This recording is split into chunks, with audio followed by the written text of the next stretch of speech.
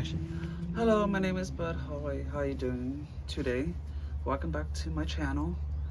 Today we're going to discuss what it's like to be independent post high school.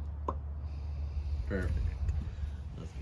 Tip number one: learn how to use public transportation. People will not always be available to give you rides. Get a transit schedule for your city and learn the times for your surrounding area. What that means is that either it can be your sister or your brother or your family will not would be available to give you rides.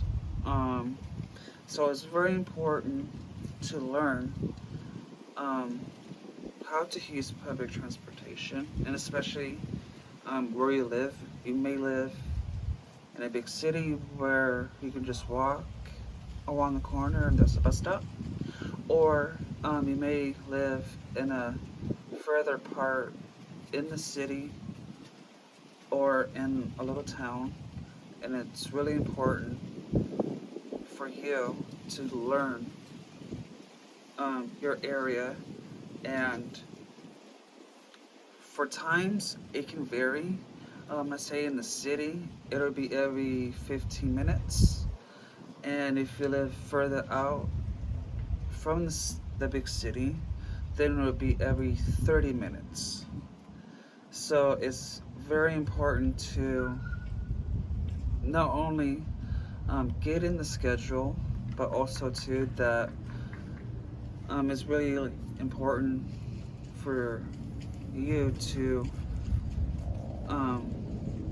learn that not everyone is going to be available to give you rides wherever you need to go. So it's really, really, really awesome to learn the times and schedules of your local area. Good. Good. Good, whenever you're ready. It may not be easy at first, but once you start studying it in a month or so, travel will become much easier for you. And don't be afraid to ask the driver for help. They are there to serve you. What that means is that once, obviously, you're going to be new on taking the bus or local transportation. It'll take a month for some people, and it may take 2 months for someone else. But it's really important to take it. Take it more often, depending on your schedule. Let's say one day you have nothing to do, so or not have much on your schedule. But always put at least some time in, at least twice a week, to really learn the route, and also learning if there's any transfer stations or transit centers in some areas. But if you're not going to be sure for the first month or two, and that's where the driver comes in. The driver knows the local area by the back of their hand. So they are there to serve you, and they're there to answer all types of questions when it comes to the route, and also when he or she would go to like a transit center, either if it's in the city or if it's in a small town. It's really important to ask the driver for any assistance you're going to have for the first month or two. That was a good transition with the driver. Tip number two: learn to manage your own money. Couple things to know. Beware of your monthly bills such as rent, phone bill, utilities, subscription services, and food. What that means is the first day of the month, what do you think? Rent and utilities, such as water and everything else, plus with rent. And we also can't forget about our cell phone bills because we can't live without our cell phone. So, and also subscription services such as Netflix or Amazon Prime.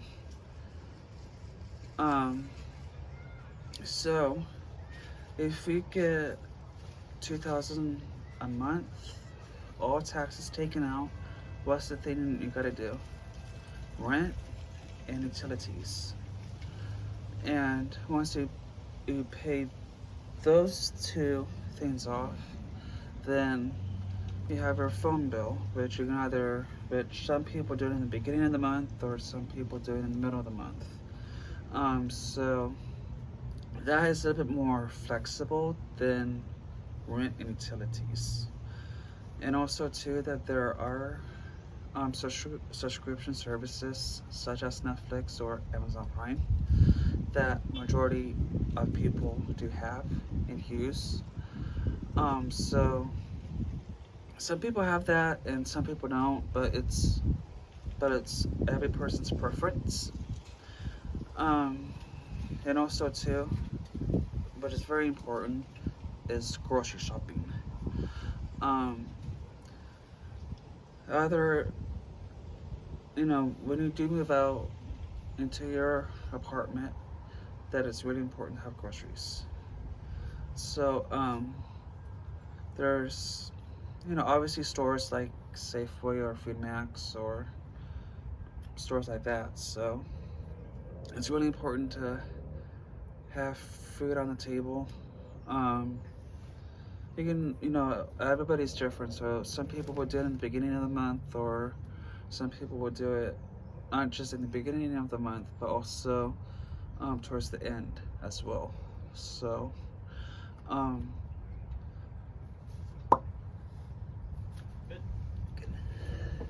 Good. That was a good one. Tip 3, learn how to be self-reliant. Point 1, to be self-reliant, you must be organized.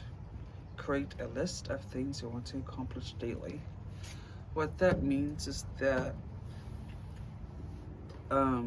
every day there's a majority of people that don't create a list of things to get organized and also things to do.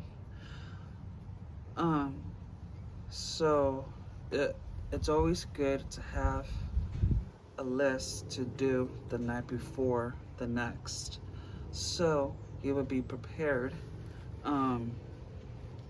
Be prepared for the next day to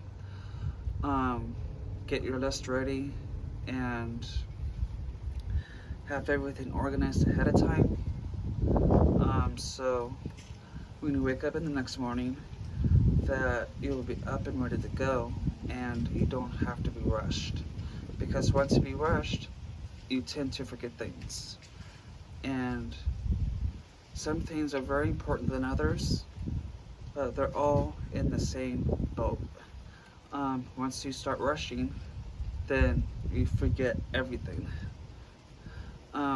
So it's really important for you to get everything organized the night before. And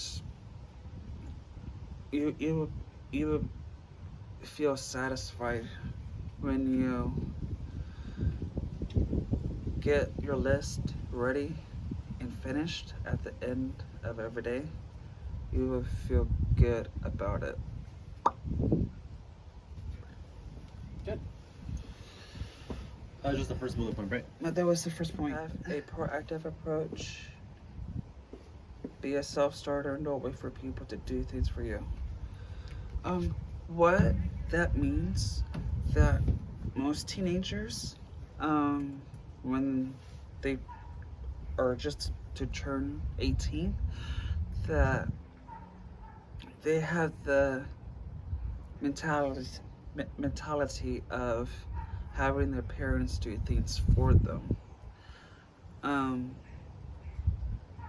and they don't look at the proactive approach to things. So, and it's also important to look into that you need to be a self-starter. Be motivated about yourself. Um, it's really important for you to learn how to be proactive and get yourself going every morning, because every morning is just as important as the day's present. Um, so it's really important to be a self-starter. So for and it's really awesome when you do become a self-starter, because once you do, you will feel good about yourself. Um, That was point 2, right? that was point 2. Oh, sorry, I didn't press it. Point 3, you feel good about yourself at the end of the day and have a sense of accomplishments. What that means is that once you get everything finished and accomplished, that not only you have a sense of accomplishment about yourself, but also too that you have a very good self-image of yourself. Once you do go out of the family home, because the more things you do on your own, the more rewarding that you see yourself doing, that not only impacts yourself, but also it impacts your family, because they see yourself doing things independently without having your parents to tell you to do something. And once your parents tell you that, you will feel good about yourself, and also it'll look good in the future. Good. Alright, so last part, that was it, right? That was it. Thank you for watching my video. Please like and subscribe to my channel, and you will receive future updates.